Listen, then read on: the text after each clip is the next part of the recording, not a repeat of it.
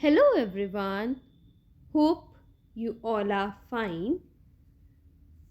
आज का हमारा टॉपिक है थ्योरीज ऑफ कैपिटल स्ट्रक्चर, जो कि रिलेटेड है हमारे फाइनेंशियल मैनेजमेंट से। ओके, आज हम डिस्कस करेंगे हमारी first two approaches, that is net income approach and net operating income approach. Start करते हैं। Theories of capital structure. जो कैपिटल स्ट्रक्चर थ्योरीज है हमारे पास, वो बेसिकली एक्सप्लेन करेंगी कि कैपिटल स्ट्रक्चर जो होता है उसका क्या रिलेशन है कॉस्ट ऑफ कैपिटल के साथ और वैल्यू ऑफ फर्म के साथ। मतलब बेसिकली ये बताएंगी कि कैपिटल स्ट्रक्चर का क्या इम्पैक्ट पड़ता है कॉस्ट ऑफ कैपिटल पे, यानी हमारी लागत पे, और क्या इफेक्ट पड़ता है हमारी फर्म की वैल्यू पे। Okay, so one by one हम थ्योरीज को डिस्कस करेंगे। हमारे पास इन टोटलिटी 4 अप्रोचेस हैं कैपिटल स्ट्रक्चर की। First is net income approach, second one is net operating income approach, third one is Modigliani Miller approach, fourth one is traditional approach. Okay, सबसे पहले हमारे पास कुछ assumptions हैं इन theories की। सबसे पहले हम इनको देखेंगे। फर्स्ट assumption है there are only 2 sources of funds that are debt and equity. In theories के अकॉर्डिंग जब हम इन थ्योरीज को स्टडी करेंगे तो इन्होंने कंसीडर किया है कि हमारे पास सिर्फ 2 ही सोर्सेज हैं फंड्स के, डेट और इक्विटी। वैसे देखा जाए तो बहुत सारे सोर्सेज होते हैं हमारे पास, बट ये थ्योरीज देते हुए ये एज्यूम किया गया है कि सिर्फ 2 सोर्सेज होते हैं, that is debt and equity.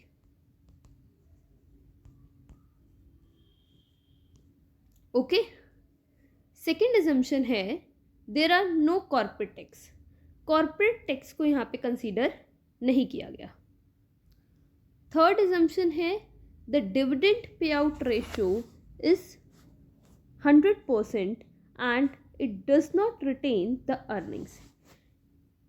Third assumption हमारी ये है कि डिविडेंड पे आउट रेशियो 100% है, यानी जितनी भी बिजनेस की अर्निंग्स होती हैं वो सारी की सारी डिस्ट्रीब्यूट कर दी जाती हैं एज अ डिविडेंड। हम कुछ भी रिटेन करके नहीं रखते। ओके, मतलब हम कुछ भी रिटेन्ड अर्निंग्स नहीं है, जितनी हमारी अर्निंग्स होती हैं सारी की सारी एज अ डिविडेंड पे कर दी जाती हैं। Fourth one is the investment decision is assumed to be constant. ये तय है कि हमने कहाँ इन्वेस्टमेंट करनी है। इन्वेस्टमेंट डिसीजन कांस्टेंट है, वो रेडी है कि हाँ हमें पैसा इन्वेस्ट कहाँ करना है। फिफ्थ है firms total financing remains constant but the degree of leverage can be changed. जो फर्म की फाइनेंसिंग रिक्वायरमेंट है, जो फर्म की फंड्स की रिक्वायरमेंट है, वो सेम रहती है, मतलब उसमें कोई चेंज नहीं होगा। बट हाँ, आप उसमें लिवरेज की जो मात्रा है वो चेंज कर सकते हो, यानी डेप्ट की जो डिग्री ऑफ लिवरेज मतलब डेप्ट का यूज़, डेप्ट की जो उसमें डिग्री है वो चेंज की जा सकती है। नेक्स्ट एजम्पशन है हमारे पास EBIT are not expected to grow. EBIT grow नहीं करेगा, यानी अर्निंग बिफोर इंटरेस्ट और टैक्स जो हमारा होता है, मतलब बेसिकली अर्निंग्स वो ग्रो नहीं करेंगे, वो सेम ही रहती हैं।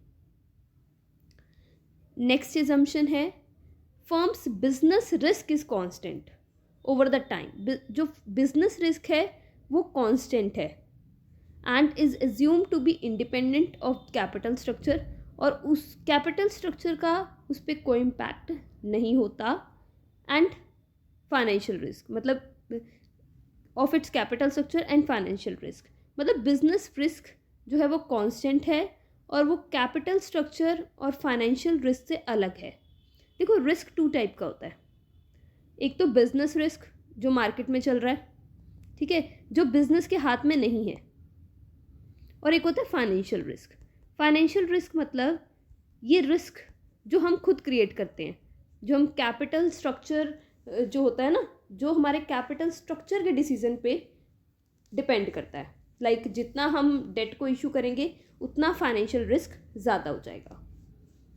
तो यहाँ पे ये कह रहे हैं कि बिजनेस रिस्क कांस्टेंट है।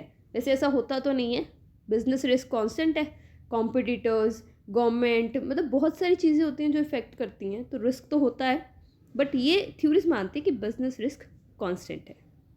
Next is stability of the firm. Firm जो है वो स्टेबल है, यानी उसमें फ्लक्चुएशंस नहीं होती, ये माना जा रहा है, यानी चेंजेस नहीं आते, इतने अप एंड डाउन्स ज़्यादा नहीं होते। Next is total asset of the firm are given and do not change. Assets company की गिवन है और उसमें कोई चेंज नहीं होता। अब ये देखो, ये हमारी जो थ्योरीज हैं उसकी कुछ एजम्पशंस हैं। अब देखो ये जो एजम्पशंस हैं, कुछ एजम्पशंस का तो कुछ बेस ही नहीं है ना, तो ये जो एजम्पशन है वही आपकी लिमिटेशंस बन जाती हैं। अब देखो ये कहती हैं कि इन्वेस्टमेंट डिसीजन कांस्टेंट है, ऐसा नहीं होता। ईबीआईटी ग्रो नहीं करेगा, बट ऐसा नहीं होता। फाइनेंसिंग कांस्टेंट मतलब आपकी रिक्वायरमेंट सेम रहेगी, ऐसा नहीं होता। सिर्फ 2 सोर्सेज हैं, ऐसा भी नहीं है। फर्म में स्टेबिलिटी रहेगी, हो ही नहीं सकता। बिजनेस रिस्क कांस्टेंट है, इम्पॉसिबल। ओके, तो ये जो कुछ जो थ्योरीज दी गई हैं उसकी कुछ एजम्पशंस हैं, और इन्हीं एजम्पशंस को हम लिमिटेशंस भी कह सकते हैं, बिकॉज हमने एज्यूम किया हुआ है, एक्चुअल में ऐसी चीज़ें हैं नहीं। So okay, these were the assumptions for the theory. Now theory start करते हैं हम। First one is net income approach. Net income approach दी थी डेविड ड्यूरांड ने, ठीक है। ये इस अप्रोच के अकॉर्डिंग मैंने आपको बताया कि हर एक अप्रोच कैपिटल स्ट्रक्चर का क्या इफेक्ट है कॉस्ट ऑफ कैपिटल पे और वैल्यू ऑफ फर्म पे, वो बताता है। सबसे पहली बात जो इसने कही कि कैपिटल स्ट्रक्चर इज़ रेलेवेंट, मतलब कैपिटल स्ट्रक्चर इम्पैक्ट करता है कॉस्ट ऑफ कैपिटल पे और वैल्यू ऑफ फर्म पे, ठीक है। तो according to NI approach, capital structure is relevant to the value of firm. Capital मतलब वो ये कह रहा है कि अगर कैपिटल स्ट्रक्चर डिसीजन जो भी आप लोगे उसकी वजह से वैल्यू ऑफ फर्म में चेंजेस आएंगे, ठीक है। अब कैसे आएंगे, अब इसका कहना क्या है, एनआई अप्रोच के अकॉर्डिंग जितना आप डेट को ज़्यादा यूज़ करते हो, मतलब जितना आपके कैपिटल स्ट्रक्चर में डिबेंचर्स ज़्यादा होंगे, कॉस्ट ऑफ कैपिटल कम हो जाएगी, ठीक है। डिबेंचर्स ज़्यादा होंगे तो कॉस्ट ऑफ कैपिटल रिड्यूस हो जाएगी। अगर कॉस्ट ऑफ कैपिटल रिड्यूस होगी तो मैंने आपको बताया था मार्केट वैल्यू ऑफ फर्म और वैल्यू ऑफ फर्म ये क्या हो जाएगी, इंक्रीज हो जाएगी। देखो जितनी कॉस्ट कम, कॉस्ट मतलब लागत कम, उतनी रिटर्न ज़्यादा। अगर रिटर्न ज़्यादा तो वैल्यू ऑफ फर्म ज़्यादा। तो इसका कहने का मतलब ये है एनआई अप्रोच का कि हमें डेट को इशू करना चाहिए। डेट जो है according to this approach, cost of debentures जो है वो लेस होती है as compare to cost of equity. Clear है। और ये कहता है अगर आप डेट का कम यूज़ करोगे तो कॉस्ट ऑफ कैपिटल इंक्रीज हो जाएगी, जिसकी वजह से हमारी मार्केट वैल्यू और वैल्यू ऑफ फर्म डिक्रीज हो जाएगी, ठीक है। मैंने पहले भी बताया था कि कॉस्ट ऑफ कैपिटल और वैल्यू ऑफ फर्म में नेगेटिव रिलेशन है। कॉस्ट ऑफ कैपिटल अगर रिड्यूस होगी, मतलब अगर हमारी जो कॉस्ट है वो रिड्यूस हो जाएगी तो क्या होगा, रिटर्न्स बढ़ जाएंगी। रिटर्न्स बढ़ जाएंगी तो वैल्यू ऑफ फर्म क्या हो जाएगी, इंक्रीज हो जाएगी। और ऑपोजिट, अगर कॉस्ट ऑफ कैपिटल बढ़ जाएगी तो वैल्यू ऑफ फर्म क्या हो जाएगी, रिड्यूस हो जाएगी। दैट मीन्स एनआई अप्रोच ये कहती है कि आपको डेट का यूज़ करना चाहिए, और डेट का यूज़ करने से हमारी ओवरऑल कॉस्ट जो होती है, यानी कॉस्ट ऑफ कैपिटल जो होती है, वो कम हो जाती है। ठीक है, तो एक तो दो चीज़ें कही इसने। एक तो सबसे पहला कि कैपिटल स्ट्रक्चर डिसीजन इम्पॉर्टेंट है, वैल्यू ऑफ फर्म मतलब इफ़ेक्ट करता है वैल्यू ऑफ फर्म को, और हमें ज़्यादा क्या यूज़ करना चाहिए, डेट यूज़ करना चाहिए। बिकॉज जितना डेट हम ज़्यादा यूज़ करेंगे उतनी कॉस्ट ऑफ कैपिटल कम होगी और वैल्यू ऑफ फर्म ज़्यादा होगी, और जितना हम डेट कम यूज़ करेंगे उतनी कॉस्ट ऑफ कैपिटल ज़्यादा होगी और वैल्यू ऑफ फर्म कम होगी। ओके बच्चे, तो डेविड ड्यूरांड ने दी थी ये अप्रोच हमारी।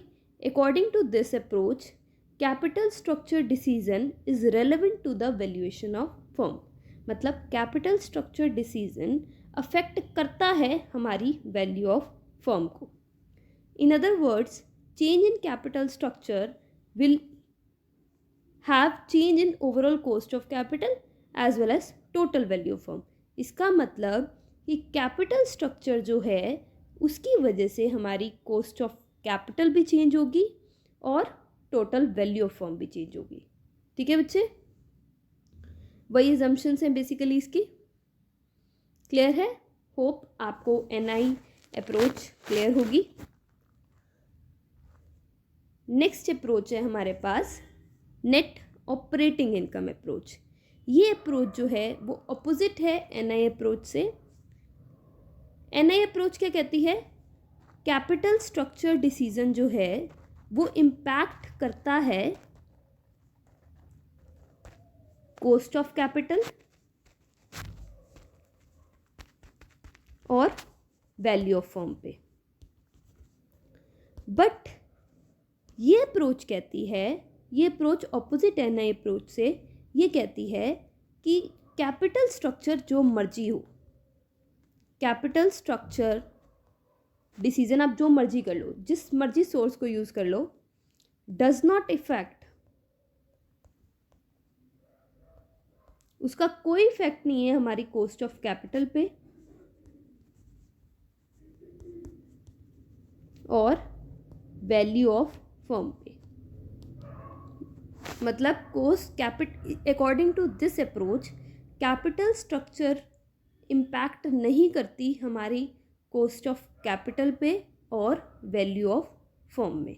मतलब हम कुछ भी चेंज कर लें अपने कैपिटल स्ट्रक्चर में, बट जो हमारी कॉस्ट ऑफ कैपिटल है वो क्या रहेगी, कांस्टेंट। अब एनआई अप्रोच तो ये कहती थी ना कि जितना डेट को यूज़ करोगे उतनी हमारी जो ओवरऑल कॉस्ट है वो रिड्यूस हो जाएगी। बट ये कहती है कि कॉस्ट ऑफ कैपिटल स्ट्रक्चर में कुछ भी चेंज कर लो, डेट को यूज़ कर लो, इक्विटी को यूज़ कर लो, बट आपकी कॉस्ट ऑफ कैपिटल क्या रहेगी, कांस्टेंट। मतलब उसमें कोई चेंज नहीं होगा। और कॉस्ट ऑफ कैपिटल कांस्टेंट तो वैल्यू ऑफ फर्म भी कांस्टेंट। ओके, क्लियर है बच्चे? और इसके पीछे का ये रीज़न क्या देती है, ये कहती है कि अगर हम डेट का यूज़ करेंगे तो कॉस्ट ऑफ डेट तो चलो कांस्टेंट है, ठीक है, बट जब हम डेट का ज़्यादा यूज़ करते हैं तो कॉस्ट ऑफ इक्विटी इंक्रीज़ हो जाता है, क्योंकि रिस्क इंक्रीज़ हो गया ना। जब डेट कंपनी में ज़्यादा हो जाता है तो फाइनेंशियल रिस्क इंक्रीज़ हो जाता है। तो जो हमें बेनिफिट डेट को यूज़ करने से हुआ है वो हमें इक्विटी को देने में कंपनसेट करना पड़ेगा। अब देखो, डेट की कॉस्ट तो कम हो गई, बट डेट के बढ़ने की वजह से हमारा रिस्क इंक्रीज़ हो गया। अब रिस्क इंक्रीज़ हो गया तो इक्विटी शेयर होल्डर्स की एक्सपेक्टेशंस बढ़ जाएंगी, तो हमारी कॉस्ट ऑफ इक्विटी इंक्रीज़ हो जाएगी। तो इस वजह से जो हमें बेनिफिट हुआ डेट को यूज़ करने का वो कंपनसेट हो गया इक्विटी की कॉस्ट को बियर करने के लिए। क्लियर है? तो इसलिए ये कहती है कि कोई इम्पैक्ट नहीं पड़ता कि आप कोई भी कैपिटल स्ट्रक्चर यूज़ करो, हमारी जो कॉस्ट ऑफ कैपिटल है और वैल्यू ऑफ फर्म है वो क्या है, constant. Any change in leverage will not lead to any change in total value of firm and market price of shares, as overall cost of capital is independent of degree of leverage. Degree of leverage मतलब किस degree of date, कि कितना आप date use कर रहे हो. एक होती है लीवरेज्ड फर्म, एक होती है लीवरेज्ड फर्म और एक होती है अनलीवरेज्ड फर्म. लीवरेज फर्म मतलब जो डेट का यूज़ करती है और अनलीवरेज फर्म जिसमें डेट का यूज़ नहीं किया जाता. तो ये कह रहे हैं कि डिग्री ऑफ लीवरेज कुछ भी हो, डेट का जितना मर्जी यूज़ करो या ना करो, बट कॉस्ट ऑफ कैपिटल और वैल्यू ऑफ फर्म क्या है, constant. Okay. In other words, according to this approach, change in capital structure does not affect the market value of firm and the overall cost of capital remains constant. Overall cost of capital जो है वो constant रहती है, मतलब उस पर कोई भी impact नहीं होता. ओके, होप आपको ये क्लियर है. ओके, सो आज हमने 2 अप्रोचेस को डिस्कस किया. ठीक है, first is NI approach and second one is NOI approach. NI approach क्या कहती है? NI अप्रोच कहती है कि जो कैपिटल स्ट्रक्चर डिसीजंस हैं वो रेलेवेंट हैं in the case of value of firm.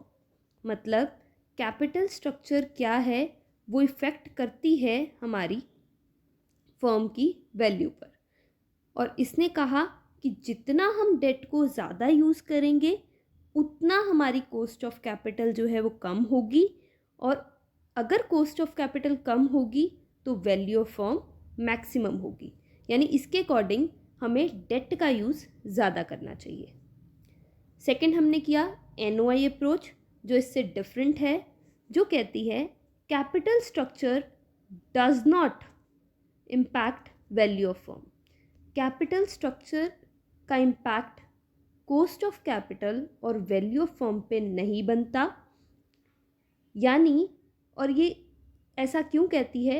ये कहती है कि अगर आप डेट का यूज़ करोगे तो आपकी कॉस्ट ऑफ डेट तो कांस्टेंट रहती है, बट फर्म में बिजनेस रिस्क बढ़ जाता है, जिसके कारण हमारी कॉस्ट ऑफ इक्विटी जो है वो इंक्रीज़ हो जाती है, जिस वजह से जो हमें डेट को यूज़ करके बेनिफिट मिला है वो कंपनसेट हो जाता है इक्विटीज़ को, जो इक्विटीज़ की एक्सपेक्टेशंस है उनको मीट करने में. सो फर्स्ट हमने किया NI अप्रोच जो कहती है कि कैपिटल स्ट्रक्चर का इम्पैक्ट होता है हमारी वैल्यू ऑफ फर्म और कॉस्ट ऑफ कैपिटल पे. और एक है NOI अप्रोच जो कहती है कैपिटल स्ट्रक्चर कुछ भी हो, हमारी वैल्यू ऑफ फर्म और कॉस्ट ऑफ कैपिटल जो है वो कांस्टेंट है. ओके, होप आपको ये क्लियर होगा. आज के लिए बस इतना ही. बाकी जो हमारी 2 अप्रोचेस हैं वो हम नेक्स्ट लेक्चर्स में कवर करेंगे. Thank you so much for your attention. Have a nice day.